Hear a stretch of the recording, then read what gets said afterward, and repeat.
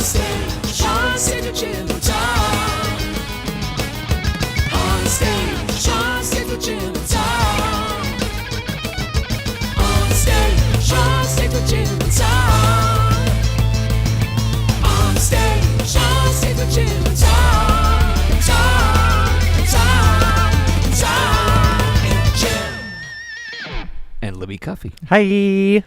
Tonight we welcome Libby to the stage of the Phoenix Theater. Libby Cuffy has been on this show a number of times supporting other bands, including Buck Thrifty, The Crux, King Street Giants, Odell. But tonight they bring us selections from a very personal soul album called Terror Jazz.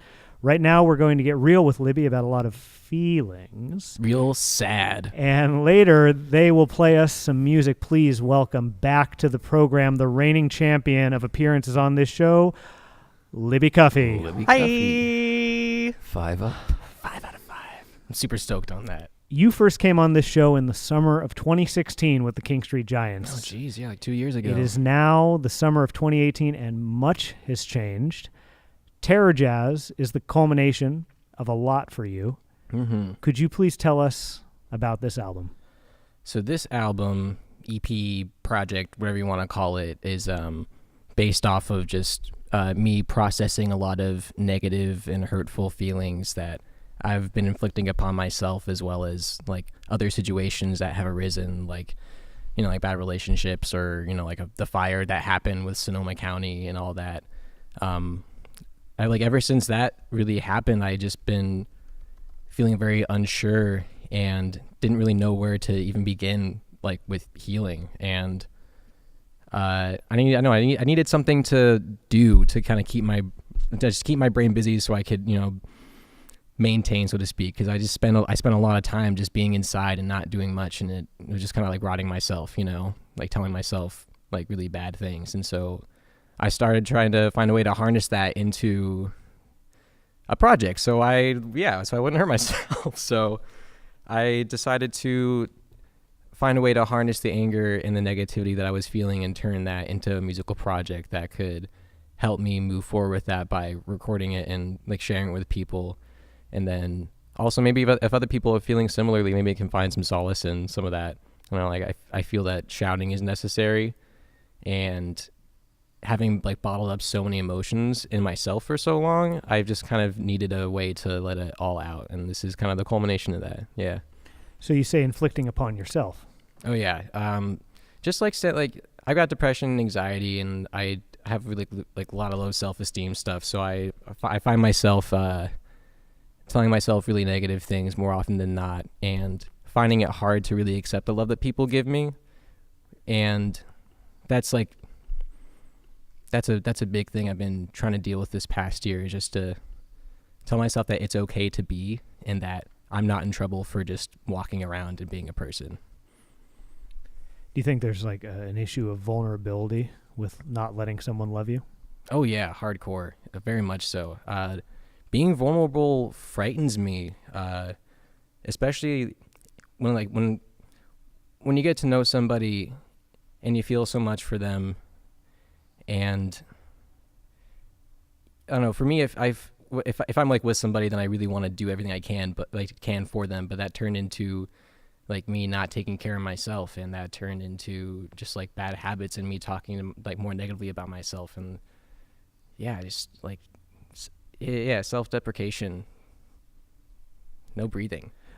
It's interesting when the person who everyone looks at is like a beam of positivity has struggles themselves. Does that resonate with anybody at the table? Yeah, no, I get that, because I've always thought Libby has been one of my favorite spark plugs down here, and to hear you going through some darkness. When you're seeing all this light come from somebody, you can't realize that there's actually darkness inside that they're dealing with at this point. Yeah, and it takes two to tango, like that. You know, like there are people that are curious that ask you how you are, and I think there's especially with my generation, and maybe even like Californians in general, maybe like the whole country, but you know how people ask you like how are you doing, and you just say okay, fine. I think that as a species, we really took a wrong turn at some point by turning "how are you" into a greeting. Yes. Yeah. You just say hello. Yeah. Hi. Hello. Hi. And so when you're feeling what you've been feeling, and I've had periods where I've felt negatively, Tom, I'm sure you have too. It's just a constant reminder every time you're asked how you're doing. And anyway, I think we should redo. I would vote for a redo on that greeting. Let's start with hi or hello. But you're a great actor. Thank because I feel like being positive prior to this period was always a priority for you. Would you say that's the case?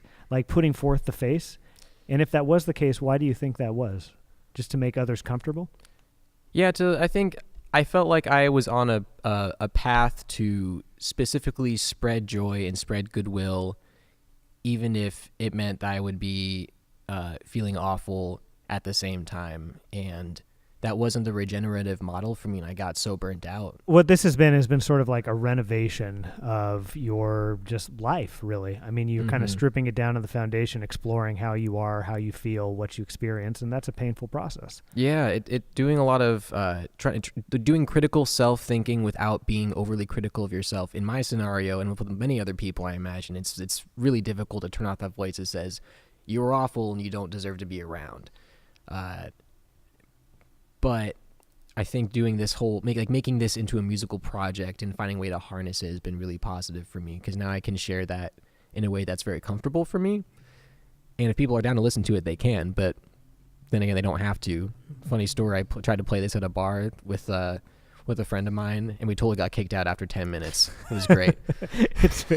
What would be some adjectives you would use to, either of you, adjectives you would use to describe this? Because it's not accessible to the bar crowd necessarily. This music isn't geared towards like a widespread audience. This is just my invitation for people to see what's up mostly. And then if you want to come to the dark side, and you want to see what's in my little brain, you're welcome to. With that in mind, you mentioned in the lead up to this that the more you've thought about it, this album has a narrative structure. So I had this concept of, okay, so I have like 12 loops, I think, on the EP.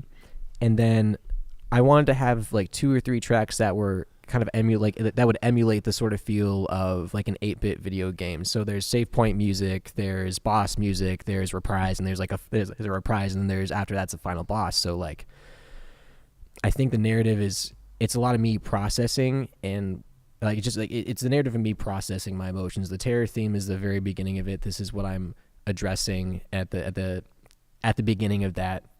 That was just me saying, here are the things that I'm dealing with. Here's what it's all like. Here's what it's going to sound like. This is the vibe of this thing. This is the theme, so to speak. Is it fair to say that during this period of your life, you've woken up in the morning, you had your 5 seconds of peace, and then terror mode kicked in? Yeah. And then all that you could think about is like, fuck, I can't wait to fall asleep again. Something like that, or just like in time, like the next track is, I think that one's Destroy on the EP, and that one's just like full on aggression, panic mode, just like what. That's how I wake up in the morning more often than not. Very much just like everything's awful. What's happening? Oh my god. And then this year, my older brother had a kid, and I had to make a song for that little child on the EP, because I think about that. Their name's Penny, Penelope, Dove, Joy, Cuffy. They're a bright point that I always look to when I'm feeling really low. And I always think about, if I wasn't there, they wouldn't have a cool uncle to like teach them cool stuff and teach them music. And I want to be there for them, so I'm gonna keep doing this thing, and I'm gonna teach them later. That's interesting. So I mean, and not going deep into it, but you have really felt at moments in this last year like, maybe I shouldn't be here anymore. You know, and then you meet someone like Penny, and you think, no, there are reasons why I should stick around. Yeah. I was thinking about how the narrative isn't even really like the EP's done, like it's finished, but the narrative isn't over, and I'm still processing and still healing. But you could say this EP is kind of phase 1 of the healing process. You said that it was released like 4 months ago, 3-4 months ago, but really only the healing and the restoration has only recently begun. Could you describe that at all? I feel like I've been stuck at a point, when the fires happened. I feel like I got stuck, and then in February, my relationship ended, and then I was just put at a point where I just didn't really know what to like. I had the intention of I have to do things for myself, and that's why things ended. But I didn't have the proper. I I didn't have a plan. I didn't really know what was going on, so I felt so stagnant, and so just like I just felt like sad and hurt and like all these things, and I didn't know how to get through it. And I would talk to people, and I would still go out, but I feel like now I can finally come to terms with everything that's happened, and and come to terms with like how I've treated myself, and just be like, I don't want to be like this anymore. I know I'll still have to deal with these things because that's part of dealing with like depression, anxiety, and all these like life in general, but I know that I have the tools now to try and manage it, and I know I can keep going, and I want to keep going. What did the fires do to you, if you could go into some detail on that? Because the fires, if people don't know, devastated this region. A lot of people lost their homes. Some people lost their lives. I mean, I think over 8,000 homes were destroyed, like in our very backyard. So what did it do to you personally? Because you've referenced it a few times. Yeah, the fires really made me feel like I was useless, and that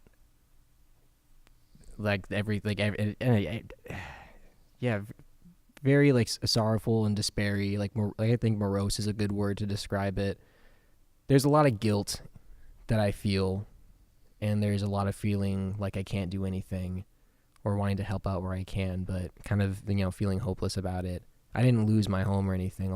There's some friends that I have that lost a lot of things, and it feels weird to still it feels weird to have these feelings even though they're valid. Like I know people that have lost their homes and they're still maintaining a really like good attitude, and I couldn't pull myself out of a funk, out of like other stuff. But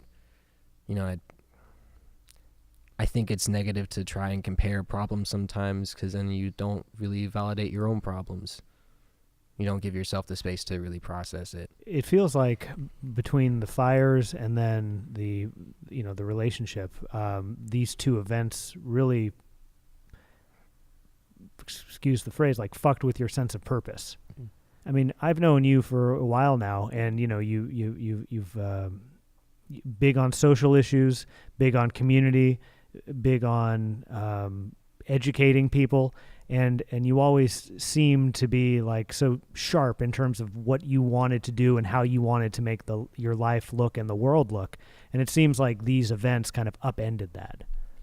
I guess you could say so. And looking back, I don't know if I had the intention of wanting to be a musician and do it professionally. And I was making that work, and I was making it work. And I think even before the fires and like my brain started changing a bit, and I was thinking, well, what do I want to keep doing? And so I was in so many bands, and I was doing so much because I was trying to keep myself busy. And I don't think I really asked myself what I wanted to do until like, I don't know, maybe a month or two ago, maybe even like this week, like really figuring out what's the plan here. Like what am I gonna do? I already because I knew back then I know I want to still play music. I know I want to like hang out and do things with my friends, but is this going to be a career, or is this going to be a thing that I'm just going to do to make myself happy versus like go through the rigmarole of, like dealing with certain kinds of gigs, dealing with certain kinds of people, and going through all of that. I feel much more now that I feel much more now that I feel like this is the first time where I've said, this is what I want to be doing. This is what I want to do next year. And here's how I'm going to make it happen. Yeah. And in the meantime, you described this album as being like therapy for you. A phrase that you used talking to me in the lead up to this was that you carried your anger and your spite, and you just kept kind of bottling it inside of you. What ended up happening was you started to rot from the inside. Yeah, harboring those negative emotions just hurts. It hurts a lot. And I was doing that. I was doing so much of that to myself because I didn't think that I was rejecting the notion of moving forward because I didn't think I deserved it. And I thought I could walk forward in anger and then harness that and be able to get things done, but it just felt awful. And I think what you're saying is, when you talk about anger, you were trying to use anger as your fuel, right? You mentioned that. Was that an anger because of politics, because of the world, because of what you saw as ignorance? Yeah, the anger in politics in the world, like the general culture of it's the general like culture of American society and like how capitalism works and all that. But yeah, it's just anger at myself too for telling myself I didn't do enough and wishing that I could have done better and being angry at myself for that. Like there's times where I think last year I felt much more engaged with like the political talk of the scene like in Sonoma County and felt much more engaged, and this year I've been a bit more distant just because I haven't been able to handle, like me personally just haven't been able to process and handle all the stuff that's happening. I think it's important to take breaks every once in a while, but if they check in with Democracy Now! Here and there and see what's going on. Do you consider yourself an activist? I don't think I do enough to really call myself an activist. I feel like I'm just a person that's trying to do as much right as they can, and realizing that I do participate in a fucked up system, and I still have internalized like oppressive things that will still play out in certain behaviors, and I need to work on that. I don't feel comfortable calling myself an activist because I feel like that's me claiming to be part of a group that hasn't necessarily accepted me. Or at least I feel hasn't necessarily been like, hey, you're an activist, you do stuff with us. I feel much more of like a free agent person who's just really fed up. You would say then, because this is the Terror Jazz episode of Onstage, that this has been the greatest period of pain that you can recall feeling. Shit, yeah. Yeah. I don't think I've been lower. I think this has been the hardest year, and the hardest year in my 24 years of living. Like there's going to be harder stuff happening, I imagine, like when I grow older and some new bullshit's going to happen and I'm going to deal with that. I'll be like, I can't deal with it, I'm sad, but to this day, hardest year has been this past year. In 2016, a young Libby Cuffey said this to Sonoma State Star about inspiration. Young Libby Cuffey said, "The constant pursuit of joy for myself and others. I want to help people feel better at the end of their day, and I want to do the same for myself when I play. A lot of people are hurting out there, and I can't make everyone feel better, but I'm happy to be a small part of an idea that's geared towards spreading joy and acceptance." I was so small. I was less sad. Were you not being real? I think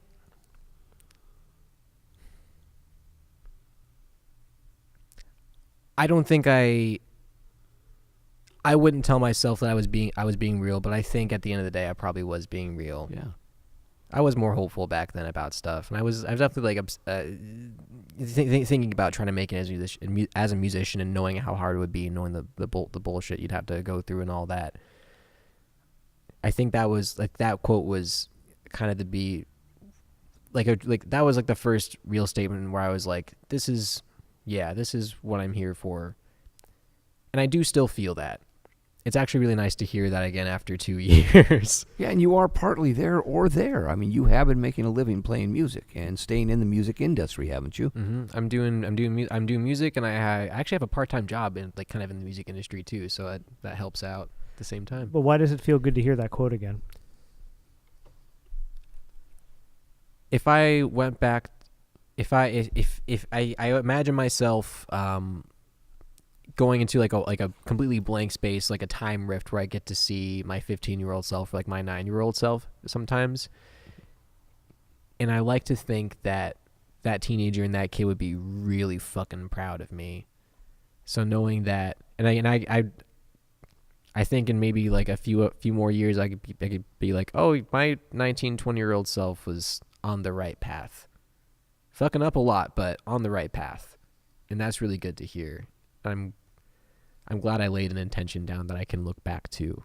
It feels good to know that. How would you amend that statement now?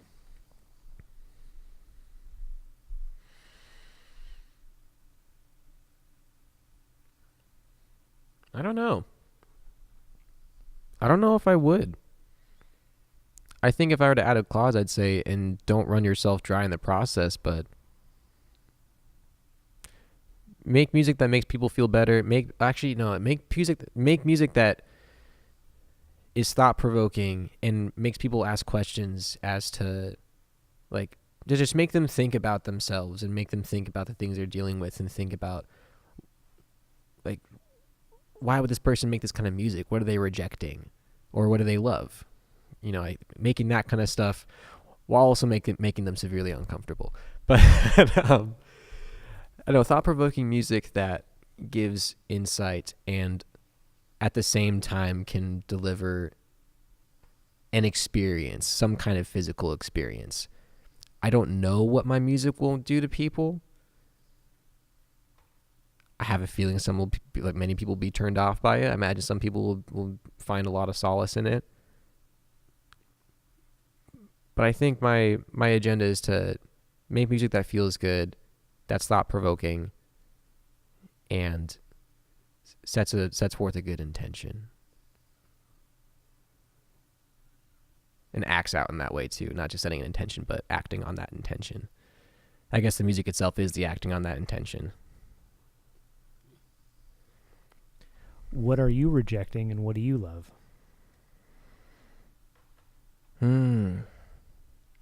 I'm rejecting violence against marginalized people, and I'm trying to reject the notion that, you know, if you're going to be a musician, then you have to make a bunch of music that's going to be super pleasing.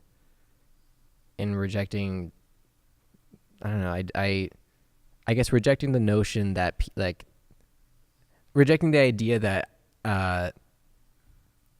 I'm a one-dimensional positive character and that I'm like 5 dimensions deep of sadness. And I love people. Well, I don't know. I love people, and I love being able to I love making people smile, and I love also weirding the fuck out of people, and I love connecting with people, and it makes me, I don't know, there's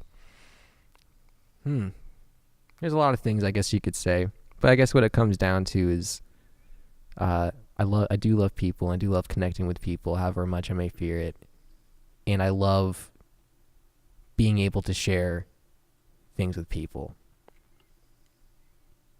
Constant love and support and understanding, communication, although I'm working on that too. Sincerity from me and from other people. Yeah. Validation and respect.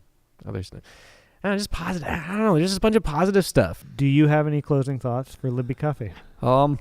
I just keep doing what you're doing. You know what? Weirdly, that last part of the conversation reminded me of. Oh well, I see that every day down here. I'm still working with a lot of teenagers, and they have to be happy and strong in front of their peers. It's one of their greatest fears to be found out that they're not as together as they think they need to be, or as together as they think they're projecting they are. And this is at 13, 14, 15, and 16-year-olds. Here you are at 24, still the same thing, isn't it? Yep. Human condition. And I think the best we can do is just, like, I don't know, hang out with each other and try to talk things out and be respectful of each other. You know, do what you can. I think that that reflection you did a few minutes ago was really wonderful, and I thank you for being vulnerable. You desire vulnerability at this point in your life, and that was super vulnerable, and thank you. It feels easy to be more vulnerable with you. And even with Tom, we haven't gotten this deep ever.